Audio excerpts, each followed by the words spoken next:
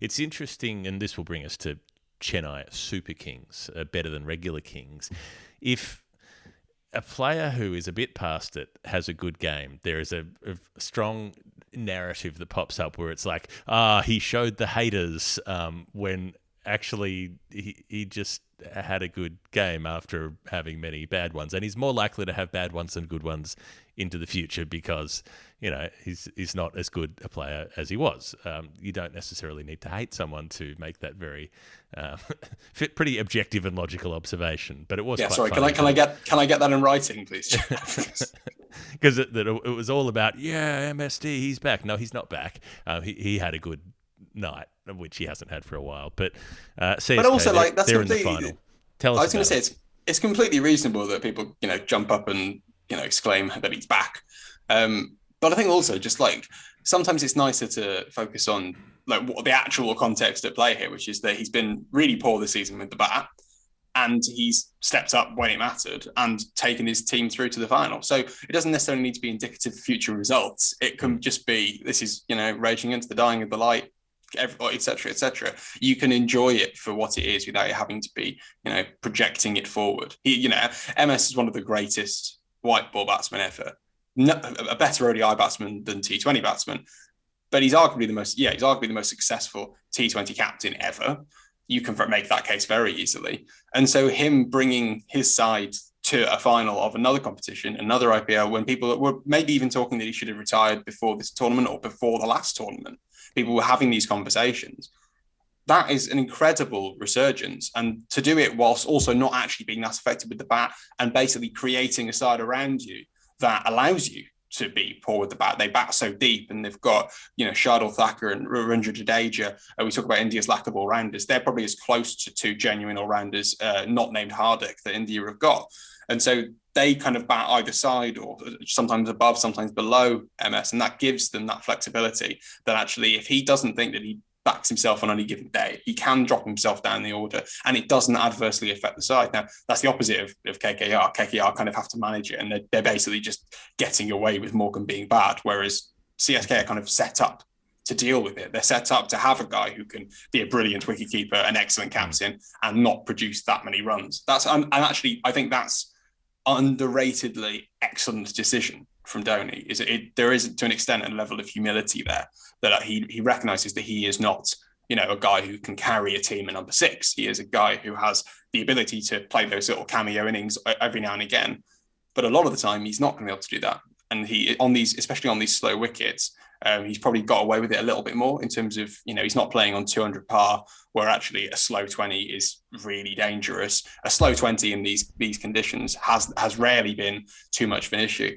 But CSK have been really exciting, which is not something you're kind of used to saying about CSK. They're normally bloodily effective and just kind of get over the line. But they've got this group of all-rounders, and Shardul and Jadeja and Moeen Ali up the order as well, who's my favourite player, just beautiful to watch in these, these kind of conditions where he's just coming in told to hit spin, try and hit sixes, and then get out of there alive. You're fine. Everything's good. And then you've got Ruturaj Gaikwad at the top of the order, who's this incredibly elegant young player, and that absolutely dominated all season. You've got Faf bulging out of his shirt, being amazing as always.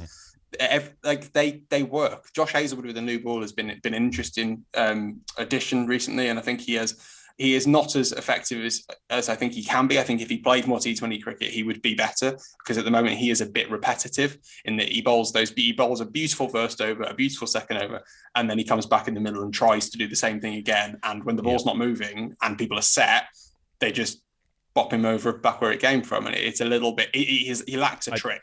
I did see a stat that he's been hit for the most 4s and 6s of any bowler in the competition. Maybe it was just in the second half in the UAE league, but I think that sounds about right. He's gone for a lot of boundary balls, even though he bowls a lot of dot balls. So his overall rate isn't terrible, but he does go to the fence more than most. Well, that's that, and that comes back to the kind of deliveries he's bowling, because Hazlewood is, as you say, because he's so metronomic and he's bowling that test match line length. Those are the deliveries which basically, if you bowl slightly too full, you get hit, and if you know your length, you beat the bat. Whereas a lot of those DJ Bravo kind of back of the hand, flippy, floppy, slower balls, they're designed to give away a single. That is the point of them. It's essentially the off stump. It's like the outside off stump. Exactly. It's like the off spinner drag, like an off spin drag down outside off stump is a good ball if you've got a deep point in T20 cricket. And that's that. So in that instance, yeah, well, there's no boundary, there's no dot ball, but it's all very much within a framework of what you'd expect. And Hazelwood probably just needs to develop something just to become a little bit more versatile. But CSK have just been really good fun. And it is bizarre to say that. I think what will kind of live in the memory of what will probably go down in history with CSK if they do win this particular season is that it's almost it kind of forms a neat addendum or a neat addition to their previous title in 2018 when they come back from the ban. They're not allowed to play in Chennai in that season. They have to go and play in Pune because of I actually can't remember the reason off the top of my head, but there was some structural reason. It was something to do with security and that basically it wasn't safe for them to be in Chennai. And so as a result, they win a title. This team that in their early days, with their first couple of titles, was defined by their home conditions in Chennai, being incredibly spin friendly, dominating with their particular attack that was really designed for that conditions. They then come back and they win a title entirely playing away from home, and that's going to happen again if they win this one. Obviously, they didn't get to play in Chennai in the first leg because that's the way that it was structured.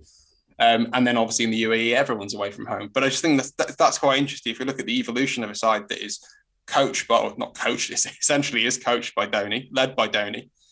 You've got two very distinct eras there of, a side that's built on one very, very pronounced strength, and then a side that, for whatever reason, hasn't been able to exploit that strength and is still really, really performing at the top of the game. I think they are not as good in an abstract sense as they probably look on paper. They've got a lot of those cricketers who just kind of do what, they find a way, whether it's MS doing that or Shardul finding a way to take a wicket, Golden Arm, etc., etc.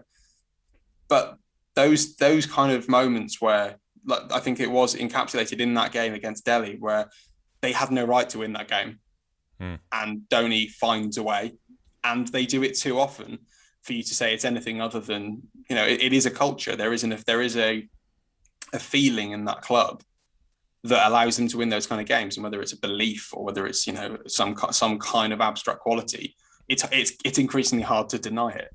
Even if you're a Dhoni skeptic, which I would say to an extent I am, you can't deny the effectiveness of that environment that he has built.